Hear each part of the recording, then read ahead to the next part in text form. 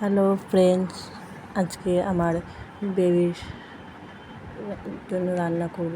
সেটা কী করব তোমাদের সাথে একটু শেয়ার করব। রোজ তো একই রকম খাবার হয়, তাই আজকে ভেবেছিলাম যে একটু অন্যরকম করি। মাঝে মধ্যে আমাদের রান্নাগুলো ওকে টেস্ট করাই। আজকে না, ওর জন্য একটু আলু ক্যাপসিকাম দিয়ে জিরে আদা দিয়ে একটু রান্না করে খাওয়াবো, দেখি খেতে পারে কি পারে না। তাই একটু চেষ্টা করলাম রান্না করে।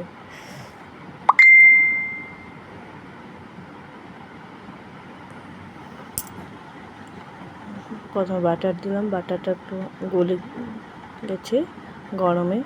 তারপরে ওটার মধ্যে একটু জিরা দিয়ে একটু নেড়ে চেড়ে দিয়ে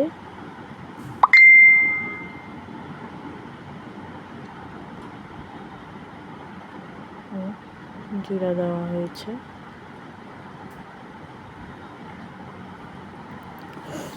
ভাবছিলাম যে নতুন নতুন রেসিপি কী করে আমার মেয়েকে খাওয়াবো, চেষ্টা করব। তার সময় পাই না, তার যেটা মনে হয় সেটাই আজকে ভাবছি একটু কিছু চেষ্টা করি নতুন।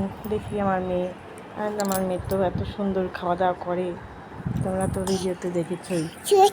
হ্যাঁ,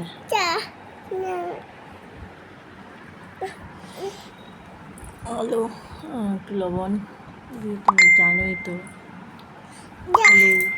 আলু লবণ দিয়ে একটু ভেজে নিয়ে তারপর একটু জিরা দেবো।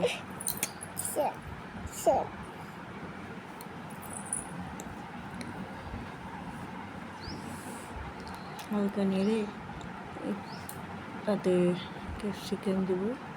ক্যাপসিকামটা হালকা নাড়াচাড়া করে নিয়ে তারপরে জিরা আদা যে ধনিয়া গুঁড়ো, ওটার মধ্যে জল মিশিয়ে নেবো একটু।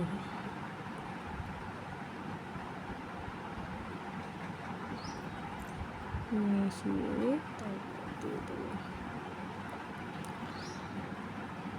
মেয়েকে নতুন নতুন রান্না করে শেখাচ্ছি। বাইরে গেলে অসুবিধা হয়, ওর জন্য এক্সট্রা কোনো খাবার তৈরি করে নিয়ে যেতে হয়, তাই অনেক অসুবিধা হয়। আমরা খাবো, ও না খেয়ে থাকবে, তা তো হয় না, মা বলে কথা।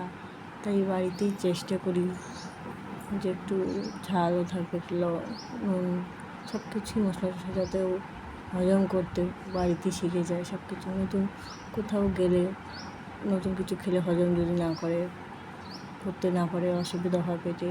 তাই বাড়িতেই চেষ্টা করি যে নতুন কিছু খাইয়ে পেটটা ঠিক রাখা, হজম করার ক্ষমতা। একটা বাচ্চা তো সব কিছু হজম করতে পারে না, বড়রাই পারে না, তাই ছোটোদের তো বলা বেকার।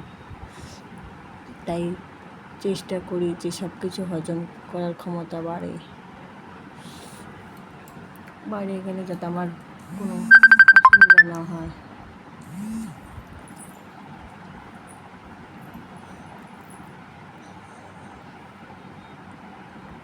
জিরা আদাগুলো দিয়ে দিচ্ছি, ওটাকে ঢেকে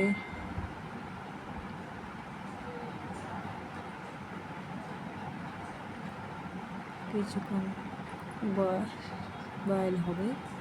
তারপরে একটু জল দিয়ে আর একটু, যত ফুটাবে অত টেস্ট হবে। পেঁয়াজ রসুন তো এখনও শুরু করিনি, আস্তে আস্তে সব একবারে করতে গেলেই পেটের অসুবিধা হবে, তাই যা আস্তে আস্তে করবে। তোমরাও বলছি তোমাদেরকে যে বাচ্চাদের খাওয়ানোর আগে ধাপে ধাপে অল্প অল্প চেষ্টা করাবে, নাহলে প্রবলেম হয়ে যাবে। খেতে টেস্ট হয়েছে, আমি টেস্ট করে দেখলাম যে নুন সবই টেস্ট হয়েছে। তার একটু ফুটে আমি অফ করে দেবো।